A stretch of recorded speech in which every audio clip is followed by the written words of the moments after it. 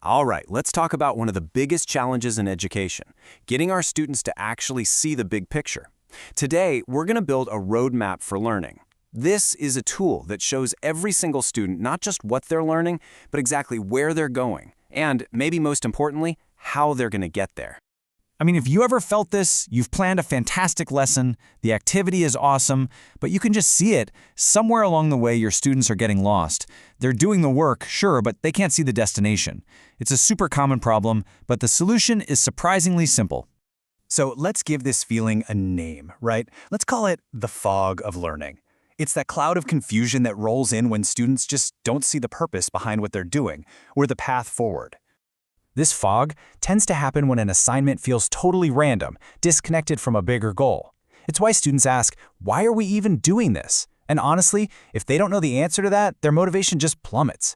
Our job is to be the fog lights, to burn through all that confusion with some real clarity. And this right here, this is the core of it all. The goal isn't just to point to some distant mastery mountain and say, go climb that. No. It's about giving them a map where they can point and say with total confidence, okay, I am right here, and they can see the trail ahead. That sense of place, knowing where you are, that's the key to real, self-motivated learning. So, how do we give them that map? We're going to dive into a really powerful tool that basically acts like a GPS for learning. It guides students all the way from I have no idea what's going on to genuine mastery. You know, success in learning isn't an accident, right? It's what happens when you have a crystal clear target and a clear path to get there.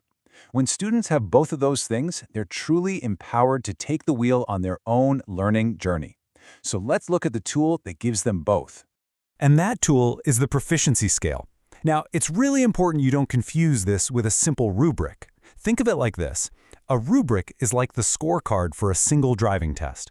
But a proficiency scale, that's the entire roadmap to getting your driver's license in the first place. It shows every single skill you need to master along the way, from just learning what the pedals do, all the way to nailing a parallel park.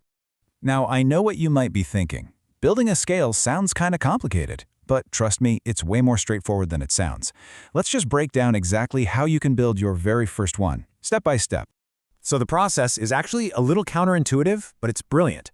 You don't start at the beginning. You start with the end goal, what you want every student to achieve. That becomes your score 3.0. Once you have that locked in, you just ask two simple questions. First, what's the simpler, foundational skill they need to know to even get there? Boom, that's your 2.0. And second, what would it look like to absolutely knock this out of the park and go beyond? And that's your 4.0. See? You're building a ladder of skills, not just a checklist for a grade. And here's what that ladder looks like in practice. Now, notice how the target, the main goal, is right there in the middle at 3.0. This is so crucial. It sends a clear message to students that meeting the expectation is the goal, while also showing them what it looks like to build the foundation, that's the 2.0, and what it looks like to exceed expectations at 4.0. It just makes the whole learning process completely transparent. Okay, so creating a scale is the first big step. But the real magic, and I mean the real magic, happens when you bring it to life in your classroom. This isn't some document you create and then file away. It's a tool you've got to use every single day to build a powerful routine. You know, consistency here is absolutely everything. By just starting and ending every single class by pointing back to the scale, you completely change the conversation in the classroom. It shifts from, what are we doing today, to, okay, where are we on our journey today, and what's the next step? These little routines make the scale a living, breathing God, not just another poster on the wall.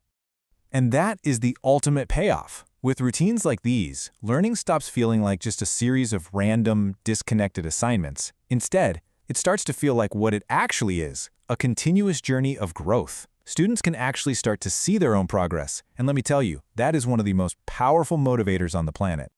And now, for the final piece of the puzzle, and maybe the most powerful part of this whole idea.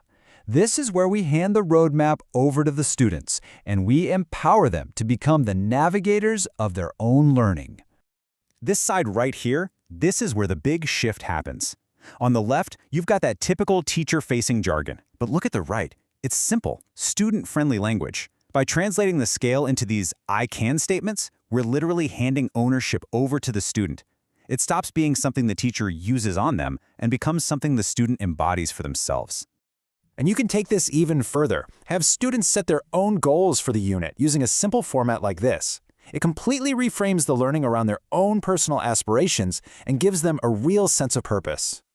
And this makes that personal journey visible. All of a sudden, a student isn't just getting a grade back. No, they are actively tracking their own growth. They can look at this and see, I started here at a 1.5, and my goal is to get right up there to a 3.0. It makes their progress tangible, personal. It turns an abstract goal into a concrete, achievable mission. And that leaves us with this final thought. When we replace that fog of confusion with a clear, easy-to-read roadmap, and then we put that map directly into our students' hands, well, we do a lot more than just teach a subject. We create confident, self-directed learners who know how to navigate their own future. So what happens when every student becomes the driver of their own learning? Honestly, the potential is just limitless. Thanks for tuning in.